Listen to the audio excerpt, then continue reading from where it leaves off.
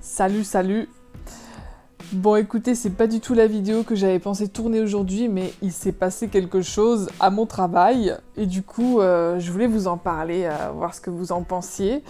Alors pour vous mettre un petit peu dans le contexte, donc moi je travaille dans un service client en fait, donc on se charge de donner des informations, que ce soit par email, par téléphone, et de donner des rendez-vous en fait. Et on a comme objectif de donner 3 rendez-vous par jour. C'est les objectifs que fixe donc la direction. Et chacun un petit peu sa technique. Il y a des gens qui sont plus qui préfèrent les échanges par mail, il y a des gens qui appellent plus par téléphone. Moi, ma méthode à moi qui a fait ses preuves, puisque j'ai un super bon rendement, on l'a déjà dit, c'est d'appeler en fait. Quand il y a parce qu'en fait on reçoit des demandes, que ce soit par téléphone ou par mail.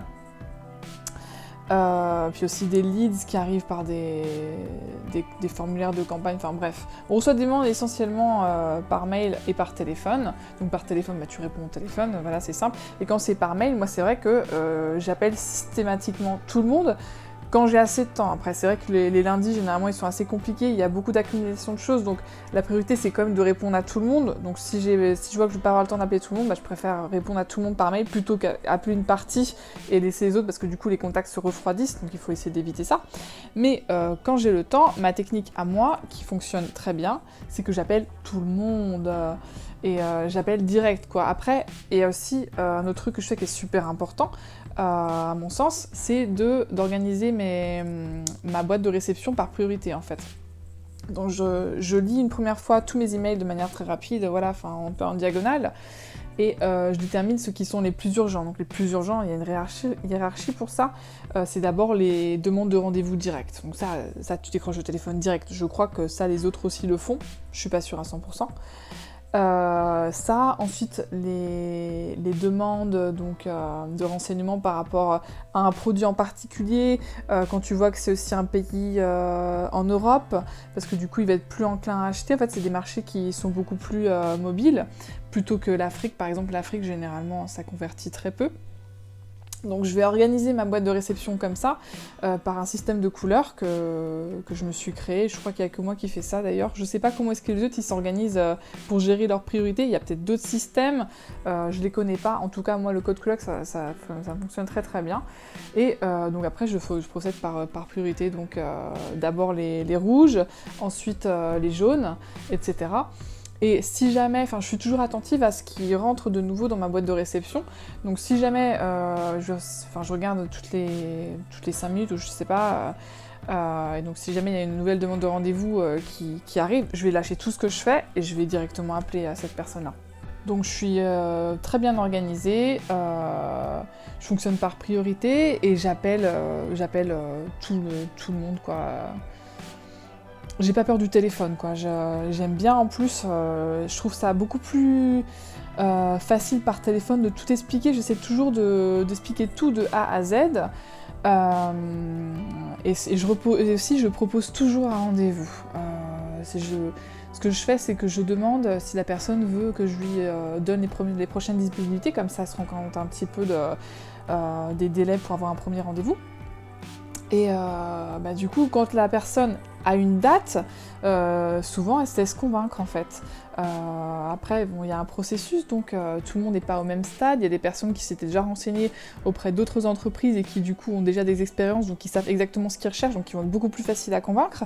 Il y a des personnes qui vont prendre des mois en fait avant de pouvoir conclure la vente. Mais de cette quantité de personnes-là que j'appelle, il y en a toujours quelques-unes qui vont prendre rendez-vous dans l'acte, quoi. Alors que si tu envoies un email, peut-être que l'email, ils vont pas lire, ou vont lire plusieurs jours plus tard.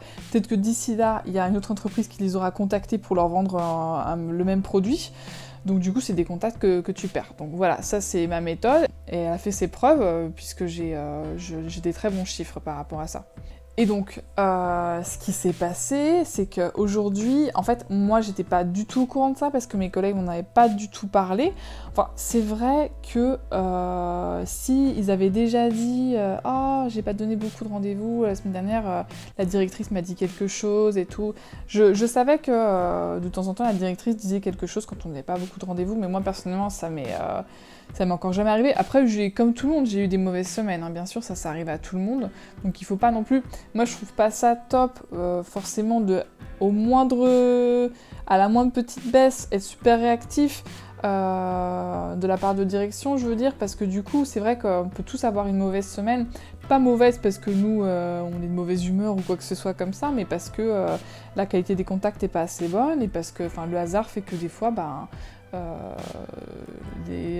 malgré les demandes de rendez-vous qu'on a, parce qu'on a tous le même nombre de demandes de rendez-vous, des fois c'est des gens qui demandent un rendez-vous, en fait ils veulent juste des informations, ou finalement ils n'étaient pas intéressés ou quoi que ce soit.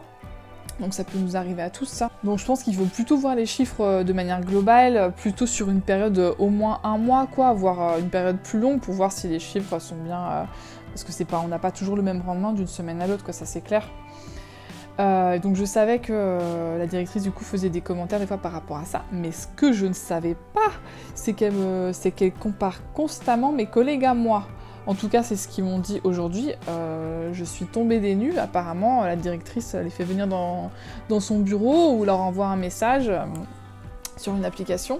Et elle leur dit, ben voilà, comment ça se fait que toi, t'as donné tant de rendez-vous, t'en as donné que 13, alors que Sophie en a donné le double. Moi, c'est vrai que je me vois, parce que j'ai une mentalité assez compétitive, du coup, je vais toujours regarder dans le fichier des rendez-vous, voir où est-ce que j'en suis, est-ce que je suis la première, j'aime bien être la première, moi, ça me motive, quoi, ça me stimule, et ça me pousse à bien faire mon travail, quoi. Donc la direction leur demande, voilà, comment ça se fait que toi, t'as donné tant de rendez-vous, alors que ta collègue a donné le double de rendez-vous. Et franchement, c'est une question légitime.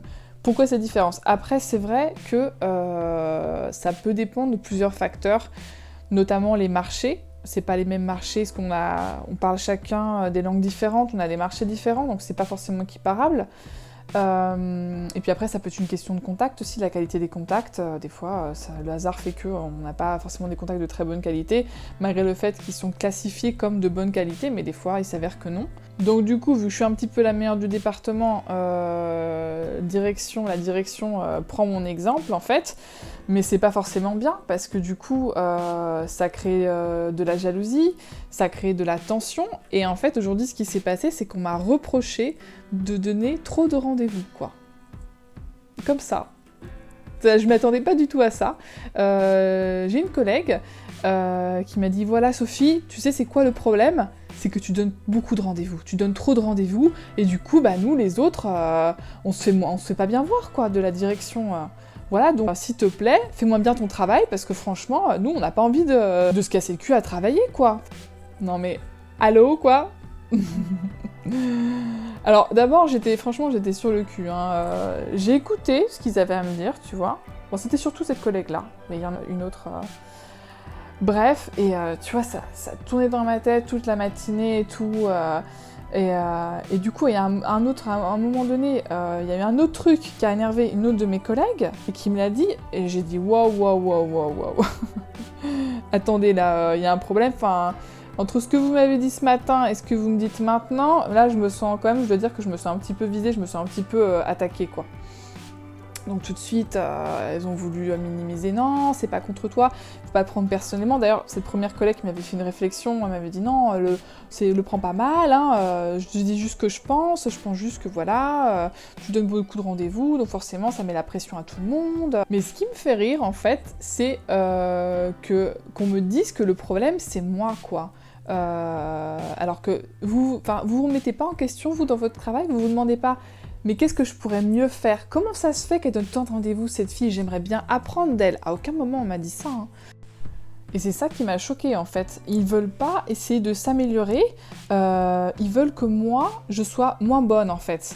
Et j'en parlais avec mon mari, il me disait, mais ça c'est trop une mentalité de loser, quoi. C'est-à-dire qu'ils veulent pas ce que j'ai moi, ils veulent que moi, j'ai pas ce que j'ai. Tu vois? Ils veulent pas être meilleurs, ils veulent que moi, je sois moins bonne. Et moi, je leur ai dit... Je vais pas faire moins bien mon travail, parce que vous, ça vous plaît pas, quoi. Petit changement d'éclairage entre-temps. Ouais, je vais pas moins bien travailler, parce que eux, ils sont pas contents, quoi. De toute façon, moi, je sais pas moins bien travailler. Moi j'ai une manière de travailler, c'est comme ça, je fais le mieux que je peux, je cherche constamment à m'améliorer, je suis proactive, je prends des initiatives, c'est ma manière d'être quoi, c'est ma manière de concevoir le travail. Et puis c'est ça qui me motive aussi, qui me stimule, qui fait que je prends du plaisir dans mon travail, et puis ça se ressent tout simplement, et les résultats sont là quoi. Et ce que me disait cette collègue, c'est que je pourrais partager un petit peu, quoi, mais c'était pas du tout réaliste. En fait, comment tu veux partager parce que toi, tes prospects, donc tes futurs clients, c'est toi qui les travailles de A à Z, en fait. C'est toi qui lui donnes les informations une fois, une deuxième fois, une troisième fois. Tu vas pas, après tout ce processus-là, passer un rendez-vous à ton collègue. De toute façon, ça fonctionne pas comme ça. C'est pareil, les demandes de rendez-vous, elles sont réparties de manière équitative à tout le monde. Tu passes pas, une fois que ton prospect il a ton nom depuis le début, bah il a ton nom, il change pas de nom de toute façon quoi. Et moi je suis pas d'accord de distribuer les demandes de rendez-vous en fonction de qui a donné le moins de rendez-vous, je suis désolée, je trouve pas ça juste. Moi je pense qu'on doit tous avoir les mêmes opportunités. Il n'y a pas de raison qu'une personne qui a donné moins de rendez-vous, après ça peut être pour X raisons, ça peut être circonstanciel, hein, c'est pas grave, on a tous une mauvaise semaine, mais peut-être que cette personne-là, eh ben, elle a pas... peut-être que cette personne-là elle a aussi des choses à améliorer, ça veut peut-être dire ça aussi. Et du coup je vois pas pourquoi, moi, si j'arrive à avoir 15 rendez-vous, et qu'une autre personne en donne que 5, pourquoi du coup on devrait donner plus de demandes de rendez-vous à cette personne-là, alors que moi j'ai fait beaucoup d'efforts pour donner ces 10 rendez-vous-là, et du coup elle devrait les avoir tout cuit dans le bec. Parce que les rendez-vous, donc c'est un processus qui peut prendre du temps parfois.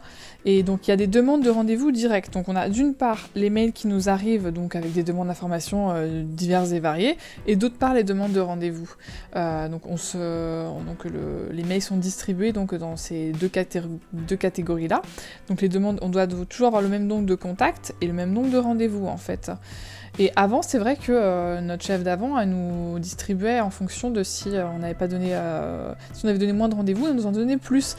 Mais c'est pas juste parce que celui qui donne plus de rendez-vous, généralement, c'est le fruit de son effort. Donc pourquoi est-ce que cette personne-là, du coup, elle serait pénalisée et on favoriserait donc, on donnerait le travail tout cuit dans le bec à ceux qui font moins d'efforts. C'est pas normal, je suis désolée.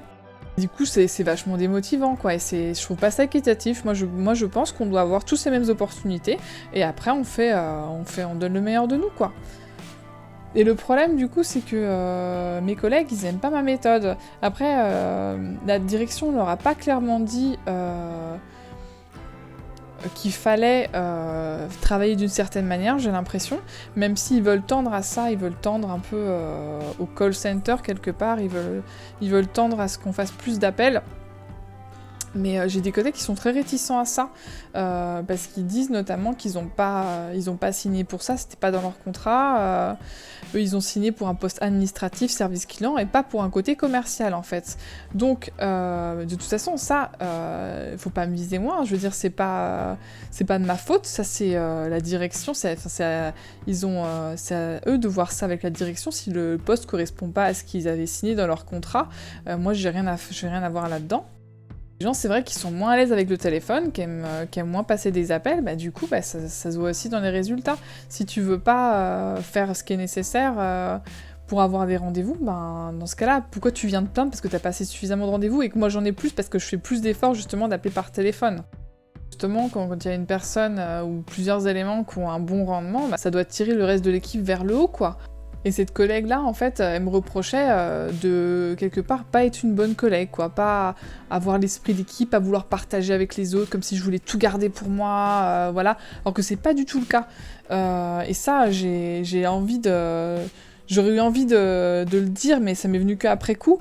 Je suis désolée, moi j'ai aucun problème à partager mes connaissances. Il suffit que tu me le demandes, quoi. Tu me dis, écoute, comment tu fais pour avoir de si bons résultats? Moi j'aimerais bien aussi améliorer les miens. Et ben moi je te dis, c'est quoi ma technique? J'ai aucun problème, je veux pas tout garder pour moi, je suis pas égoïste, je suis pas individualiste. Et je pense que c'est ça l'esprit d'équipe, et pas se rabaisser parce que les autres se sentent inférieurs, quoi. D'ailleurs, il y a une phrase de Nelson Mandela que j'aime beaucoup. Je ne sais pas si c'est la meilleure des traductions, mais j'ai trouvé sur internet.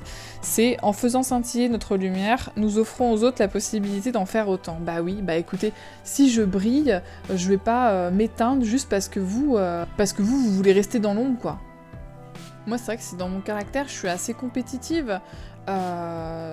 J'aime bien pouvoir me situer, j'aime bien me comparer, voir où est-ce que j'en suis. Ça me stimule, ça fait que je m'ennuie pas en fait. Si je vois qu'une collègue a plus de rendez-vous que moi ou presque autant de rendez-vous que moi, bah du coup ça me motive quoi, ça me pousse à en faire plus, même si ça me pousse à donner le meilleur de moi-même tout simplement. Moi, ça me dérangerait pas du tout si au travail, il y avait un tableau de classement avec le premier, le deuxième et le troisième de la semaine, quoi. Je trouverais ça super, parce qu'en plus, de toute façon, ce classement, il y est, c'est juste qu'on n'en parle pas, en fait. Donc autant l'afficher, autant que ça soit clair. Et voilà, si c'est ma collègue qui a donné plus de rendez-vous la semaine, bah écoute, félicitations, bien joué, quoi. T'as fait du bon travail, et si c'est moi, bah félicitez-moi, parce que je l'ai mérité, quoi, merde. Après, c'est vrai que si j'ai un naturel assez proactif, je prends pas mal d'initiatives, et on m'a reproché aussi, quelque part, de me faire bien voir, et que ça allait se répercuter donc sur les opportunités que j'aurais moi au travail, qu'on allait sans doute me donner des privilèges, etc. Là, ce qui s'est passé, c'est qu'un après-midi, donc on a comme instruction de distribuer, normalement, celle qui distribue, c'est la chef, les emails, mais quand on est les après-midi, donc il y a moins de personnes, on est 2 ou 3 généralement, et du coup, bah, on a l'instruction de distribuer nous-mêmes les nouvelles demandes de rendez-vous pour pas qu'elles restent sans réponse, quoi. Et du coup, bah, souvent ce qui se passe, c'est que les jours où moi je travaille l'après-midi, bah, je contrôle, comme c'est ce qu'on m'a dit, je contrôle les différentes boîtes de réception, et quand il y a des nouvelles demandes de rendez-vous, bah, je prends l'initiative de les distribuer. Personne, c'est pas une personne en particulier qui a cette responsabilité-là, c'est vraiment c'est une responsabilité à tous de faire ça, quoi. Mais c'est vrai que je sais pas si les autres c'est qu'ils regardent pas les emails ou quoi. Mon collègue m'a dit, bah ouais, t'as distribué des mails, on a déjà beaucoup de mails et tout. Je lui ai dit oui d'accord, mais c'est pas des mails urgents comme des demandes de rendez-vous. Et ce qui s'est passé, c'est que donc, lundi dernier, j'ai distribué ces emails-là. Et ma collègue l'a mal pris, ouais, pourquoi c'est toujours toi qui fais ça, c'est pas normal. Bon, si c'est ce qu'on t'a dit, d'accord, mais je lui ai dit, bah écoute, non, c'est juste qu'on est censé le faire, donc moi je vois qu'il y a des emails, je prends l'initiative de les distribuer pour que le travail soit fait. En plus, je prends de mon temps à moi, au lieu de gérer des contacts pour donner des rendez-vous, je prends de mon temps à moi pour les distribuer, quoi. De rien. Mais il trouvait pas ça normal. En sachant que si je l'avais pas fait, peut-être que personne ne l'aurait fait. Je sais pas. Peut-être qu'il l'aurait fait plus tard. Je sais pas. Donc on m'a reproché de faire ça. Et du coup, je peux comprendre. C'est vrai que je n'avais pas vu les choses comme ça. Je pensais juste que je faisais le travail qu'on nous avait dit de faire, quoi, et que je le faisais pour tous, quoi. Je m'en fous que ce soit moi ou que ce soit une personne qui le fasse, quoi. Je pense qu'il n'y a pas de différence. Et aujourd'hui, la collègue qui remplaçait la chef m'a demandé à moi de distribuer les mails. Non mais je te dis pas la réaction qu'a eu cette collègue. Elle a dit ouais, je trouve pas ça normal du tout que ça soit toujours les mêmes. En plus elle a moins d'expérience que nous, nanana. Et elle est partie comme ça. Je dis ok. En plus les autres n'avaient pas compris ce qu'elle avait dit, donc je leur ai répété non mais elle a dit ça quand même. On va en parler. Enfin, elle est revenue et du coup effectivement on en a parlé. C'est là que j'ai dit aussi ce que j'avais sur le cœur. Et c'est là que cette collègue-là m'a confié que, du coup, que je fasse attention aussi, parce que ça pouvait être mal perçu par les autres, parce que celui qui distribue les mails, forcément, il a comme plus de pouvoir, quoi, parce que c'est lui qui distribue les contacts, les meilleurs contacts, etc. Et que ça pouvait être pris comme quoi je le faisais le plus souvent possible pour avoir les meilleurs contacts. J'ai halluciné, quoi. C'est bon, ça fait plus d'1 an qu'on bosse ensemble, enfin, vous devez savoir comment je fonctionne, c'est pas du tout mon style, hein, pas du tout mon style, mais c'est tellement loin de ma manière d'être. Enfin bon, mais globalement je suis content parce que j'ai quand même réussi à me défendre, je trouve, enfin me défendre, j'étais pas sur la défensive non plus, c'est juste que j'ai exprimé mes positions, qui étaient assez claires, et je suis contente parce que du coup, une de mes collègues a reconnu que de toute façon j'allais pas moins bien travailler, que c'est aussi ma personnalité, ma manière d'être et de faire, que je pouvais pas changer, et les solutions qu'avait abordées l'autre collègue de manière très très vague, c'était pas du tout valable, quoi. Donc voilà, après je trouve qu'au travail, de toute façon, le plus important, enfin, moi je suis là pour travailler, je suis là pour gagner de l'argent, enfin pour gagner mon salaire. Donc je dois faire mon travail le mieux que je peux. Et les personnes qui devaient être contentes de moi, c'est mes supérieurs, c'est pas mes collègues, même si ça plaît pas mes collègues, quoi. Après, c'est sûr que je préfère largement qu'il y ait une bonne ambiance, hein, ça c'est clair. Donc j'espère qu'il y aura pas de nouvelles frictions comme ça avec mes collègues dans les prochains jours. Après, moi, je suis désolée qu'ils aient la pression comme ça, c'est vrai que c'est pas cool, quoi. Vu comme ça, c'est pas agréable, enfin... de travailler dans le stress et tout, forcément. Je les comprends, mais après, si moi je peux avoir ces résultats-là, tout le monde peut les avoir. Et d'ailleurs, j'ai une de mes collègues qui a commencé à faire la même chose que moi, qui a commencé à appeler tout le monde. Et du coup, cette semaine, c'était la première par exemple, la deuxième. Moi j'étais la troisième cette semaine, c'est pas toujours moi la première non plus. Écoutez les gars, bougez-vous, hein, si vous voulez que ça s'améliore pour vous, il n'y a pas de secret, faut bosser quoi. Faut se remettre en question, faut faire des tests, faut voir ce qui fonctionne le mieux. Moi je dis pas que ma méthode c'est forcément la meilleure. Il y a forcément des choses à améliorer aussi de mon côté. Et on peut tous apprendre les uns des autres, je pense aussi. Ou sinon, restez dans votre petit confort, d'envoyer vos petits emails comme ça de votre côté, sans parler à personne. Mais venez pas vous plaindre du coup si quelqu'un a des meilleurs résultats. Parce qu'il se démène quoi. Non? Mais je sens que je dois faire gaffe quoi. Je dois faire gaffe à ce que je fais parce que je suis observée. Et du coup aujourd'hui j'étais un peu plus intelligente hein. Et quand c'était presque l'heure de partie, normalement on dit tous les rendez-vous qu'on a donnés et c'est la chef qui les a inscrits sur le fichier. Sauf que là la chef était pas là. Donc du coup j'ai proposé qu'on écrive nous, donc pas moi, j'ai dit nous, qu'on les inscrive sur le fichier pour pas que la chef ait à faire ça quand elle rentrerait. Et j'ai dit voilà, si quelqu'un veut le faire, hein, je veux pas prendre l'initiative, parce que sinon ça va vous déranger. Bon, ça j'ai pas dit, mais je l'ai pensé. Et c'est ce qui s'est passé, donc du coup, une de nos collègues a marqué les rendez-vous sur le fichier. Et c'était très bien comme ça. Donc il va falloir que je surveille un petit peu mes arrières, je pense.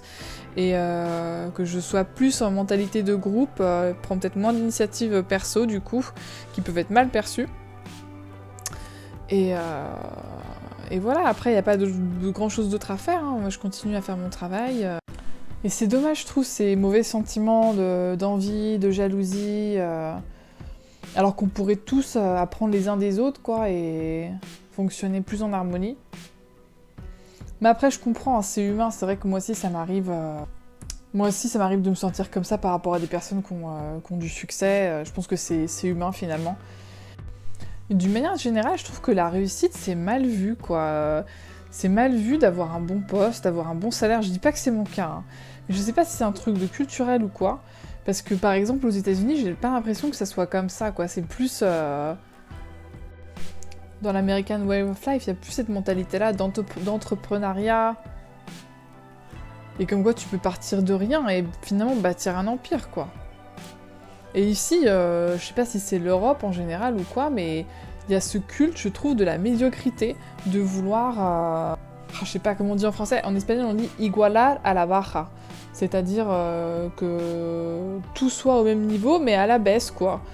C'est comme ce qui se passe, par exemple, dans l'éducation. Petit à petit, les critères lors des examens comme le bac, par exemple, ou le brevet ou autres, sont revus à la baisse parce qu'il y a un certain nombre d'élèves qui n'arrivent pas à atteindre ce niveau, quoi. Et du coup, le niveau baisse de manière drastique, quoi.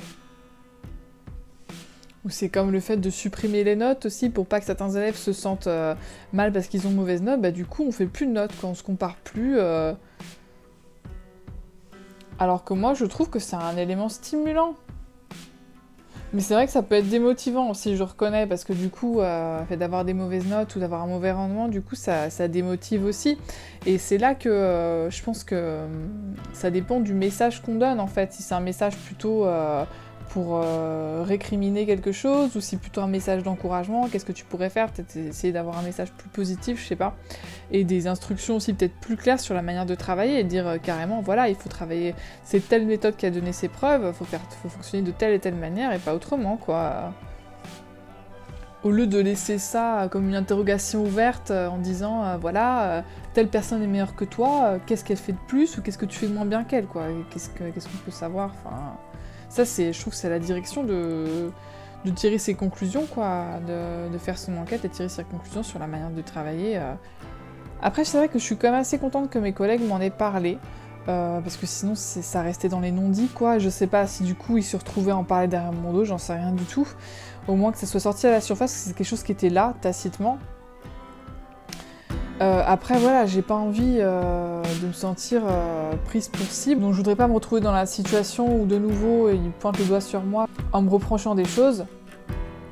Mais je trouve ça bien quand même que chacun puisse s'exprimer librement. Du coup, moi, j'ai pu m'exprimer aussi, tout comme eux. Et qu'il y ait une certaine entente, quoi, qu'on soit soudés comme groupe. Après, c'est vrai que souvent, j'ai observé que quand il y a une friction, après, on essaie un petit peu de prendre soin du lien, quoi. Après, ma collègue qui m'avait fait ce reproche-là, du coup, après, elle m'a fait un compliment. Moi, c'est pareil, j'ai essayé de discuter un petit peu plus avec les autres, etc. Et je trouve ça bon, en fait, de se sentir accepter et parfois même apprécier tel que l'on est, en fait, de pouvoir s'exprimer, que malgré nos différends, on puisse bien s'entendre au final. Et comme m'a dit mon mari, il faut que je garde la tête haute parce que j'ai rien à me reprocher, j'ai rien fait de mal, et j'ai pas à avoir honte ou me sentir mal d'une quelque manière que ce soit, juste parce que j'ai bien fait mon travail. Voilà. Enfin voilà, donc je sais pas ce que vous en avez pensé, vous, comment vous auriez fait avec vos collègues, qu'est-ce que vous leur auriez dit, quoi. Qu'est-ce que vous en pensez de cette réaction qu'ils ont eue par rapport à moi? Bref, qu'est-ce que vous feriez à ma place, quoi. Je serais curieuse d'avoir votre avis. Si vous avez regardé la vidéo jusque-là, mettez-moi un petit pouce pour me soutenir. Abonnez-vous pour des nouvelles vidéos toutes les semaines, a priori. Et je vous dis à plus dans une prochaine vidéo.